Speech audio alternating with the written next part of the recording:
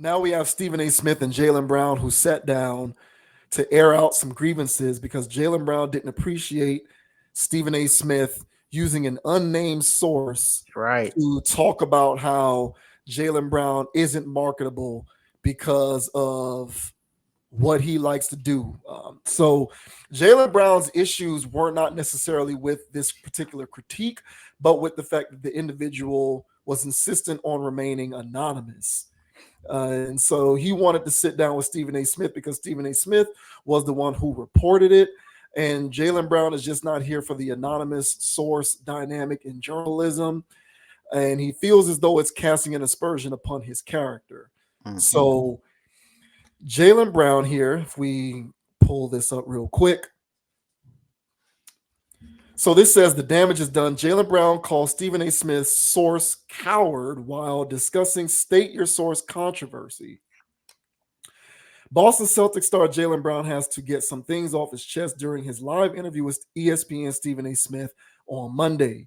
Brown used his guest appearance on the Stephen A. Smith show as an opportunity to lash out at the host's anonymous source.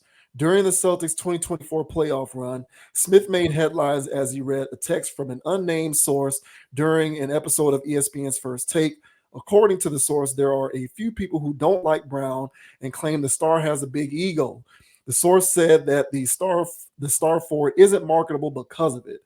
On the October 21st episode of Smith's show, Brown addressed the controversy and called out the unnamed source. So these are a bunch of quotes here. Brown also took an issue with being called arrogant and said the line got crossed between critiquing on-court performance and attacking one's character. Brown appeared on the show with a shirt that said, "State your source." Those were the words that the Celtics star demanded of Smith when it was first brought up in May. At the end of the show, the forward gifted the famed journalist with the same shirt and posed together for a photo. So that's that photo. There's Stephen A. Smith, looking like he needs to put on a couple pounds of muscle. So we're going to go ahead and cut this, and I'm going to share a clip that Dogon put together that pretty much sums up this particular interview here.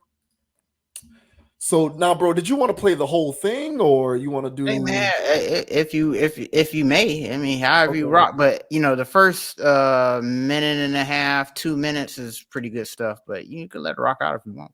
Okay, all right, cool. So here we go. Here's this exchange and Jaylen Brown taking issue with Stephen A. Smith's unnamed source. It's not so much that he's underrated; it's that he's just not liked because of his quote, "I am better than you" attitude.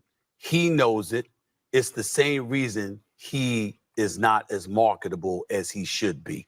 That's what an NBA source just sent me. I don't know that to be the case. I like Jaylen Brown. I know a lot of people that like Jaylen Brown. I really wanted to address them directly, but I feel like since this all kind of happened on your platform, I want to send a message to you, to them. Right.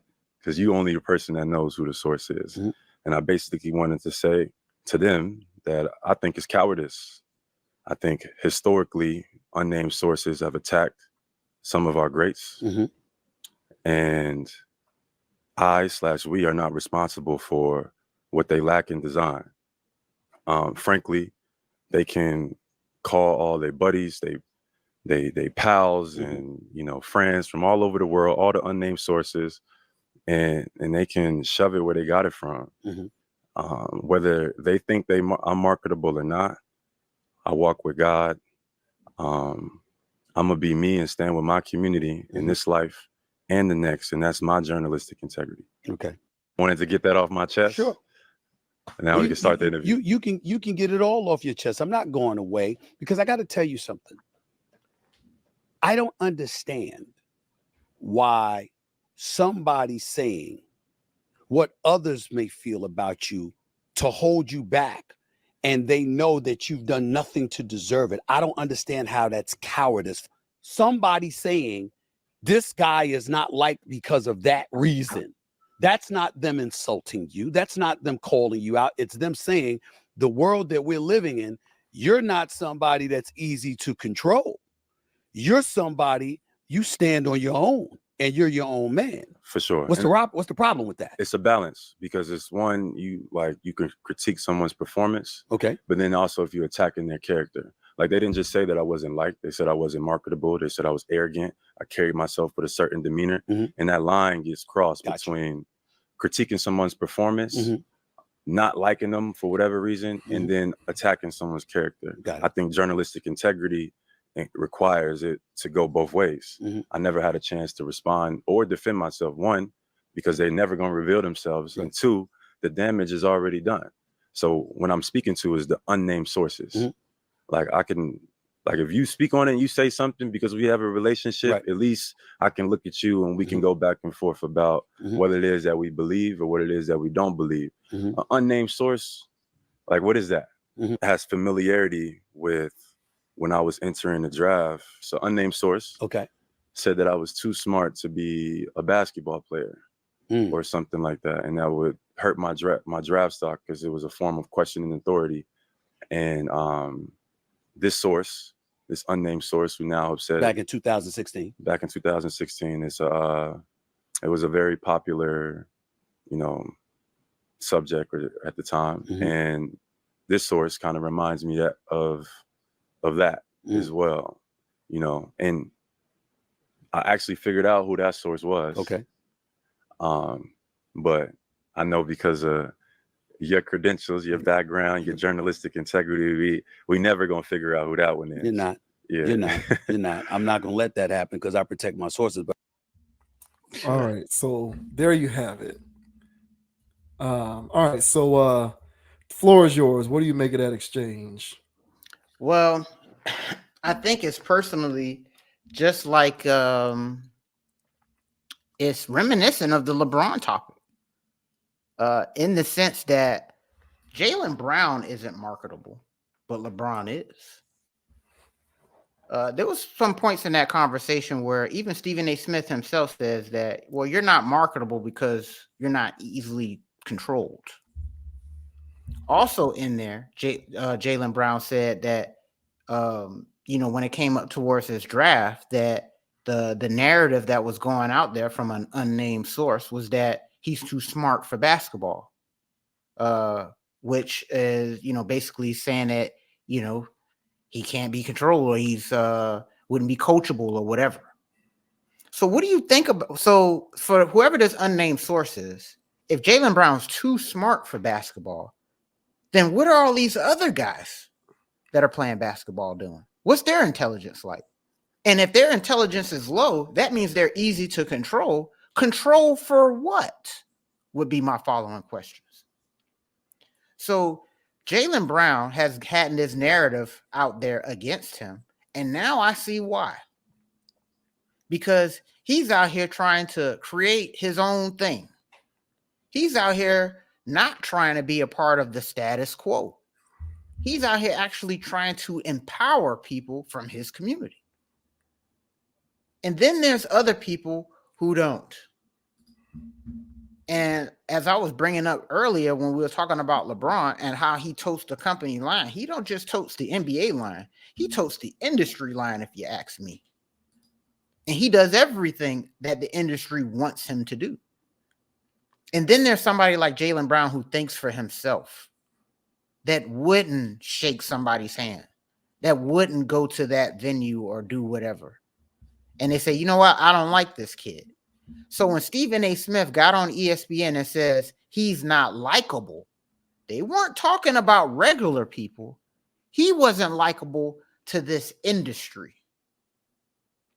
And because he's not likable in the industry, he's not marketable in the industry. So hence him being withheld from the Olympics. And he spoke about it because he had a little spat with Nike. And he wasn't, and Nike was running the Olympics. And so that was the video we covered where Grant Hill was calling him a conspiracy theorist. Well, we all know what company line Grant Hill's on. I guess he's also not smart enough to not be a part of the company line. Grant Hill, that is. So for this whole conversation here, I found it very intriguing. I'm even more impressed by Jaylen Brown because he said his whole thing is he stands for the people and his community for this life and the next one. And that's something that Lebanon would never say. That's, he told us to free Big Meech and that there was no party like a diddler party.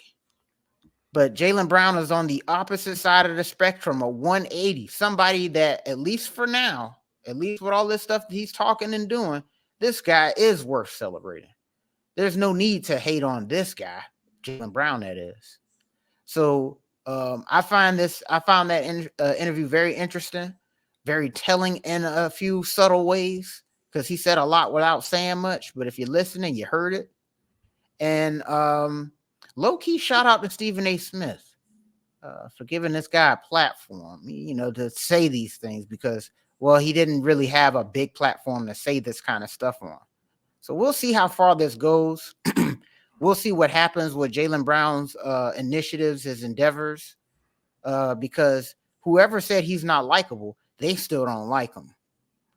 And so we'll see how this pans out in the future. But what are your thoughts on Jaylen Brown confronting Stephen A. Smith on his unnamed sources? What are your thoughts, bro? For about 10 years, I lived in Tallahassee. Well, I lived in Tallahassee, Florida for 18 years. Oof. For 10, yeah. For 10 of those 18 years, I worked at a very popular chain barbecue restaurant in the region. I'm not going to say the name of it. Look up barbecue Tallahassee. It'll probably be top ranked on Google. That's who it was. My tenure during my time at this restaurant was tumultuous, to say the least. I was often branded difficult, insubordinate, disobeyed authority, and I talked too much, ran my mouth too much. People didn't want to work with me. Some people thought that I was just flat out a bad employee, all of this good stuff. And I would raise hell in that place from time to time. But the reason why I raised hell is because I was somebody who observed the various efficiencies or lack thereof in terms of how the place ran. And I would speak out when it came to how the place was managed in terms of ways that I think it could be done better. Various aspects of the way that the place ran procedurally, food preparation, scheduling, putting people on the schedule to work, times they came in, how to operate certain pieces of equipment, how to do certain things, the right way to clean stuff, the right way to do certain things like that. I always spoke out against it. And when I felt as though my speaking out fell on deaf ears, I would become frustrated and become cantankerous. As a result of me becoming cantankerous, I was dubbed all of that stuff that I just mentioned. Take him off the schedule. He's insubordinate. He's not really good to put on there. Not real good to work with. Write him up. Get him out of here. He's difficult. He disobeys authority. All of that stuff. All those buzzwords. I feel as though the sentiment is similar to whatever that unnamed source says about Jaylen Brown. It's not that he is actually somebody who's not marketable. He's just somebody who's not.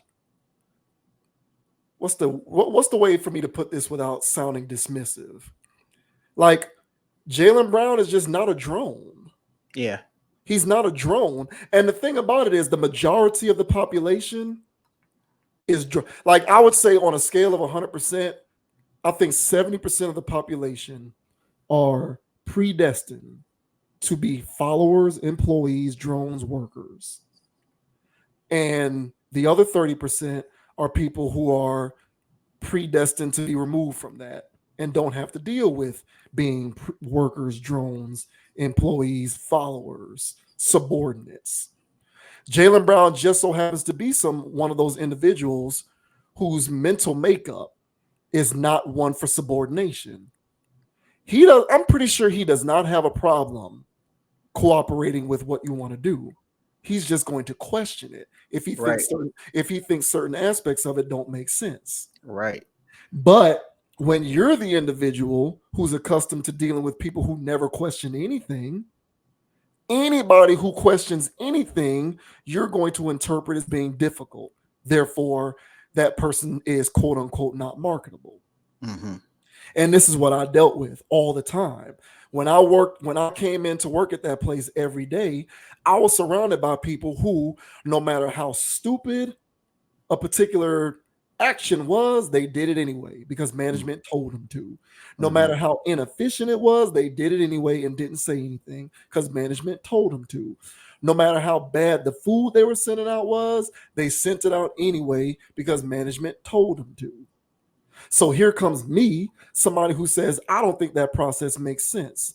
I think we need to do something about that because it doesn't make sense and we need to fix it. Mm-hmm. And because the status quo is no one says anything and you just do what you're told without speaking out against it if it doesn't make sense, I was the person who was the malcontent because I dared say something about it. Mm-hmm. And so now I'm the bad employee with the bad attitude. When really all I'm doing is saying we need to fix this process because it's dumb and it doesn't make sense. Don't put this person on the schedule because they're slow. They need work. They need more training. That doesn't make sense. Don't put them in this position or in this particular station because that's not their strong suit. Put them over here. Put them in the back. Right? I was the guy saying we need to do that stuff. And for the most part, I was the only guy saying we need to do that stuff because everyone else in that building is just, okay, I'll do what management says, even if it doesn't make sense.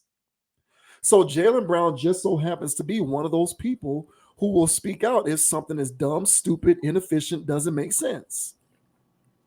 And because most of those NBA players don't do that, because they don't have the mental makeup for it, quite frankly, they're not smart enough to do it. He's deemed as somebody who has the issue, who has the problem, who is therefore not marketable. Right. As quietly as it's kept, I guess for whatever reason, people think professional athletes are all intelligent and smart. No, they're not. The same percentage of the population who is smarter than average in the rest of the world is the same percentage of the population within these micro environments who are smarter than everyone else within that same environment. 80, I would say 70% of NBA players don't have that level of intellect.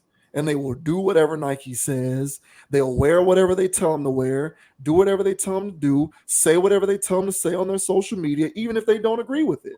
If it goes against their personal politics, if it goes against their family values, if it goes against whatever, even if it can be a guy who doesn't like wearing the color red. But if Reebok says wear red because we told you to, he won't at least say why I don't like wearing red. He'll just do it. Yep. Whereas Jaylen Brown will at least say, hey, man, can we pick a different color? I don't like the color red. And this ecosystem of marketability is built upon people who don't question anything. Just like the workplace is built on people who don't question anything. Walmart is able to get away with what it gets away with because people show up, clock in to get a paycheck and go home and they don't question anything. And it's the same with every other Fortune 500 company, every other employer. It's the same situation. The NBA is an employer, and those guys are employees. And just like most employees who go to work at Macy's or a car dealership or a restaurant, they show up to do what they got to do, say yes and say no, and do whatever they got to do to get their money so that they can go about their business. And there's the very small percentage of people who question things that they don't think make sense. And the establishment views that as problematic because in the perfect world, everybody just shuts up and does what management says. Yep. So I hear exactly where Jaylen Brown is coming from. I have firsthand experience with this. That's why I can speak to it. I can personalize it. And that's not me necessarily. I do think Jaylen Brown is a great guy, but I don't think he's infallible. He probably does do things that aren't really advised. He probably does do things that aren't the best thing to do. Probably does make bad decisions here or there. But this notion of he's not marketable, comes from the idea that most people fall in line. And the expectation of any establishment, whether it's the NBA, the NFL, I don't know, the Wall Street, Fortune 500 companies, whoever you may work for, the expectation is that you fall in line.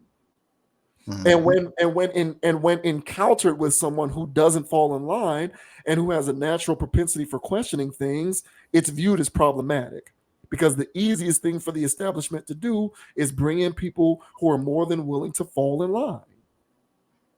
So I get, and you know, the annoyance with the unnamed source, I hear that. You know, when Stephen A. Smith said, "What's cowardly about that?" Well, the cowardly thing is the person didn't want to put their name on it. Right. Like, that's why it's cowardly. It's cowardly because the person didn't want to say, "Hey, I said that." That's Right. what makes it cowardly. Right. That's what makes it cowardly. And at least in my personal situation, when I was dealing with what I was dealing with, I knew who were the people saying stuff about me, so I can go directly to them and say, "Can we talk about this?" He doesn't have that leeway because he's dealing with journalism and professional sports where people want to remain anonymous. But either way, this whole dynamic boils down to the establishment having expectations that the majority of their subordinates are going to fall in line. Correct. And that is not just with the NBA, that's with the world.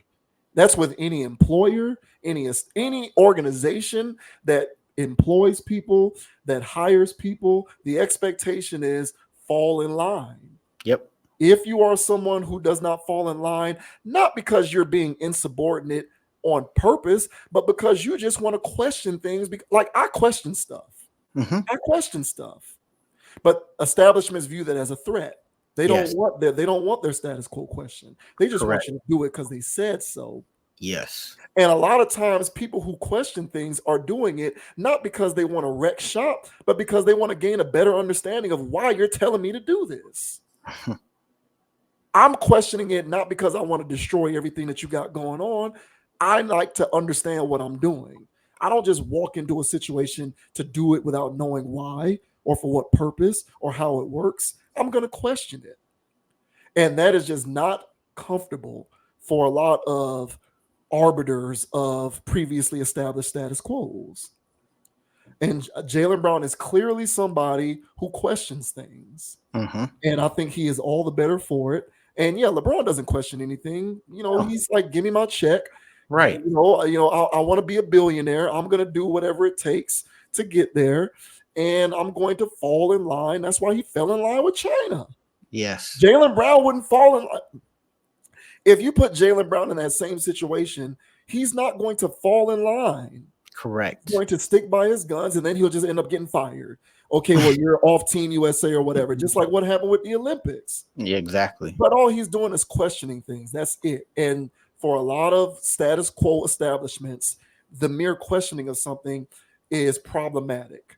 And it'll get coded as this person's not marketable. Correct. Because the environment of marketing something is contingent upon someone falling in line and doing what the status quo says.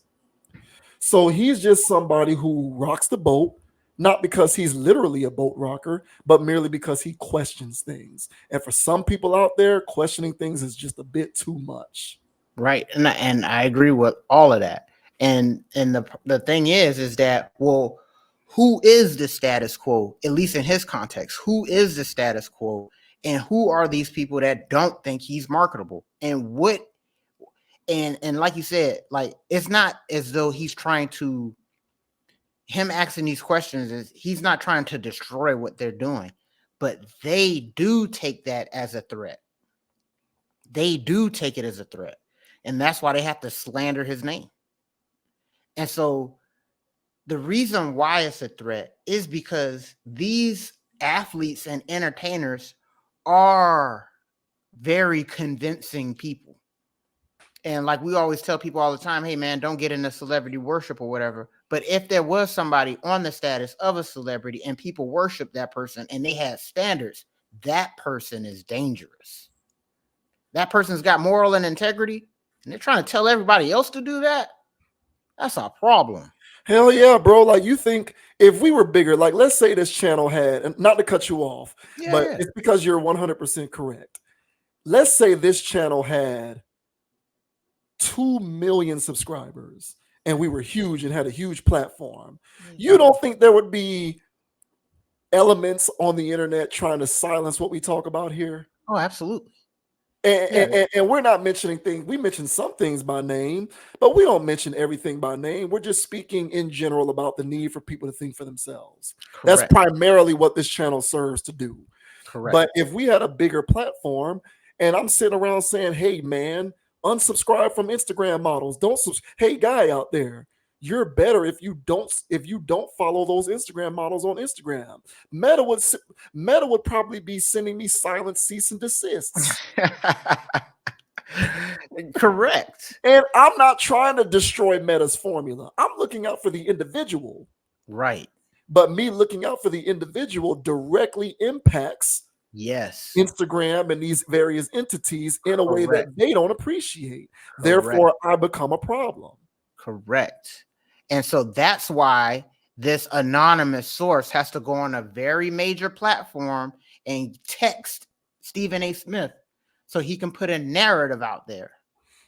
So he can put a narrative out there for anybody else that's trying to figure out what Jaylen Brown's got going on. And then the inception is, oh, he's the unlikable guy. Of course he's going to try to come out with his own damn shoe. This is the guy that's not coachable, or this is the guy that's abrasive to everybody. Of course he doesn't want to do whatever. And it's like, no. So this Jaylen Brown is a person that actually has, at least perceivably for now, standards and values and a mission and a goal, unlike these other people out here that make it. And this is, and I'm gonna say, bro, and this is why it's important. People got to attend these parties. This is why it's important, so they can be a part of the club. And if you're down, you're down. And if you're not down, bro, then there's a problem. We can't trust this guy. He can probably go rogue. Now, if there's people that don't go to the party, that's just status quo because they're, like you said, they're on drone mode. So there's people that don't attend those things and they just as droney as anybody else. So they don't give a damn. But if there's somebody out there that has some type of capacity and they're not attending these things, or they're not wanting to be a part of your little club, hey, Jaylen Brown, one of the top recruits in the country, want to wear our shoes? No. What's wrong with this kid? Every time we try to give somebody, these shoes and we sell it to these kids in the ghettos, they can't help but to jump all over these damn shoes. This guy's saying no to them. We'll give him a try. What's wrong with it? Yeah. And then these other companies trying to give him a try.